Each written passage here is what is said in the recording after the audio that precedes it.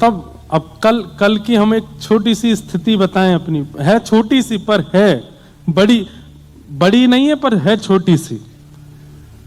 कल वृंदावन से निकले तो रात्रि 12:30 बजे का फ्लाइट था मुंबई के लिए, और कितने बजे निकले हम वृंदावन से? 8:30 बजे। अब जो लोग वृंदावन दिल्ली रास्ता जानते होंगे उनको पता है कि इतनी जल्दी एयरपोर्ट पहुंचना मुश्किल है, उसमें भी हमारे यहाँ कोहरा इतना भयंकर पड़ता है। और जैसे ही हम निकले तो उसी समय संपर्क हुआ, पूज्य मलुक पीठ वाले महाराज जी गोदावरी यात्रा से ब्रजधाम पधारे हैं। बहुत दिन से महाराज जी से मिलना नहीं हुआ, प्रणाम भी नहीं हुआ था, और ये भी पता चला कि वृंदावन नहीं बरसाने में है, और मुझे ये था कि उत्सव बरसाने में, वहां मैं जा ही नहीं पाया हूँ, श्री जी को भी प्रणाम करना है।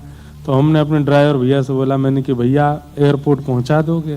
बोले महाराज जी कोशिश करूंगा, 11 बजे तक आप पहुंच जाएं, कोहरा बहुत है रास्ते में। मैंने कहा एक नियम और है। क्या? मैंने बरसाने और जाना है बीच में महाराज जी को प्रणाम करने। तो पहले ही हमारे जो वाहन चालक भैया थे उन्होंने हाथ पांव जोड़े, महाराज जी अगर फ्लाइट छूट जाए तो मुझे आप दोष नहीं दीजिएगा, मैं प्रयास करूंगा। मैंने कि चलो अब जो होगी सो देखिए। 8:30 बजे वृंदावन से निकल रहे हैं। वृंदावन से निकलना ही बहुत बड़ी बात है, पहले तो इतनी भीड़ रहती है। जैसे तैसे निकले। अब बरसाना का जो कट आता है छत्रवन से, वहां ड्राइवर मुझे देख रहे हैं, हम उनको देख रहे हैं, क्या करें, ले लें? 9 बज गए हैं, 9:15 हो गए हैं, 12:30 की फ्लाइट है। बिल्कुल जैसे वो फ्लाईओवर पर चढ़ जाओगे तो दिल्ली के लिए, नीचे से तो बरसाना के लिए। मैंने कि क्या करें बस बिल्कुल मैंने कि चलो दिल्ली चलते हैं। और जैसे ही वो फ्लाईओवर आया, मैंने कि सुनो मोड़ लो बरसाने, मोड़ लिया उन्होंने। अब जैसे ही बरसाने के मार्ग में यहाँ पे चले, धुक। अच्छा ये भी था, सुबह की फ्लाइटें कैंसिल हो रही हैं, रद्द हो रही हैं, नहीं पहुंच पाए टाइम से, कथा कैसे होगी, क्या होगा? मैंने कि हमारी माई श्यामाजू को राज सब होगा सो देखी जाएगी, चलो। इतना कोहरा, कभी गाड़ी चले फिर रुक जाए, फिर चले फिर रुक जाए, फिर चले। 9:45 बजे पहुंचे हम बरसाना। फ्लाइट कितने बजे? 12:30। मैंने कि अब श्री जी आप देख लियो जो होगा सो। अच्छा मैं ऐसी सिचुएशन में क्या करता हूं, आप भी कर सकते हो। अगर किशोरी जी आप मुझसे राजी हो, आज की फ्लाइट दिलवाई दियो, और अगर आज की फ्लाइट छूट गई तो मैं समझ जाऊंगा मैंने कोई अपराध किया, आप मुझे नाराज बैठी हो। आज पता चल जाएगी कि आप राजी हो कि नाराज हो। उतर करके गए, वो ड्राइवर भैया बेचारे आंसू से आ गए, महाराज जी जल्दी आ जाना। मैं गया, महाराज जी को देखो ये चित्र भी आ गए, महाराज जी को जाकर के दंडवत प्रणाम किया। महाराज जी बोले ब्यारू कर लो कुछ। मैंने महाराज जी प्रणाम के लिए ही आया हूं, बस इतना ही कर सकता हूं। महाराज जी को प्रणाम करके, पूज्य गोरीलाल कुंज वाले महाराज जी उनको दंडवत करके, और जैसे ही गाड़ी में बैठा मैसेज आया फ्लाइट 1 घंटा 55 मिनट लेट हो गई। अब ये बिल्कुल असत्य नहीं है। हमारे धवल भाई जी, इनको तो पूरी लिस्ट पता है कितने बजे की फ्लाइट थी, और वो फ्लाइट जो 12:30 बजे उड़नी थी वो कितने बजे उड़ी है? वो उड़ी 2:10 पे, 2:10 पे। और मैं नाचूं महाराज एयरपोर्ट पर कि श्री जी राजी हैं श्री जी प्रसन्न हैं। तो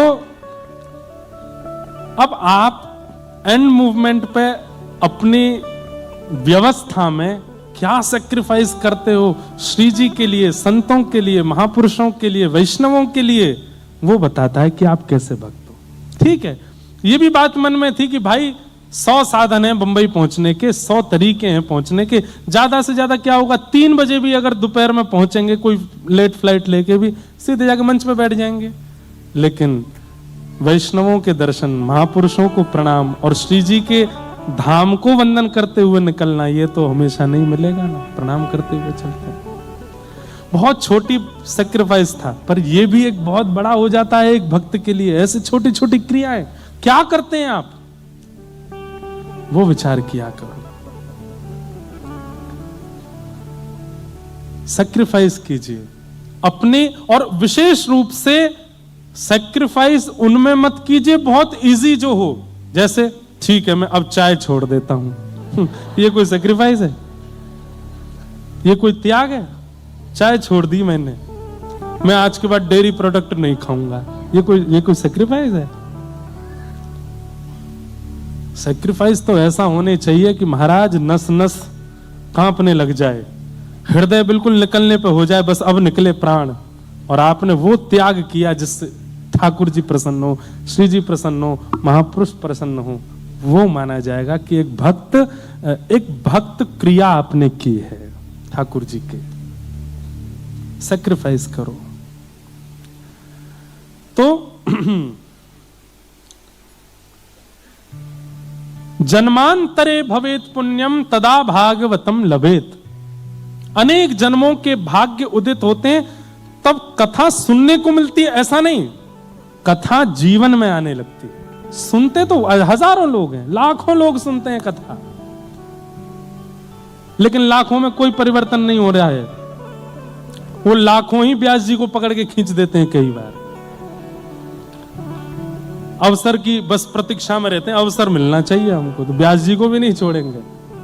लेकिन उन लाखों में परिवर्तित एक ही होता है।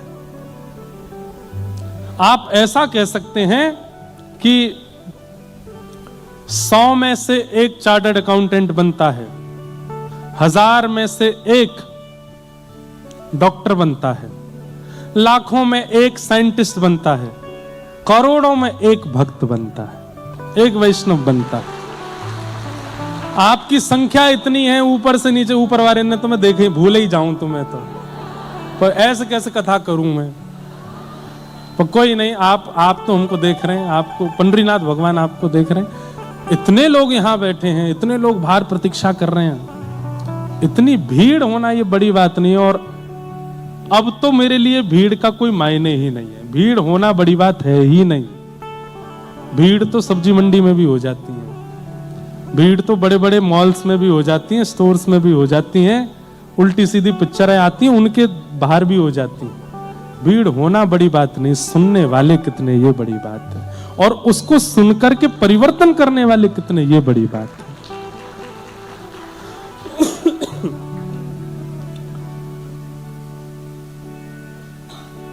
आपके जीवन में परिवर्तन की इच्छा आ रही है, कुछ सैक्रिफाइस करने का मन हो रहा है ठाकुर जी के लिए, तो समझो कि ठाकुर जी की दृष्टि है। ऐसी श्रीमद् भागवत की कथा कैसे प्राप्त हुई?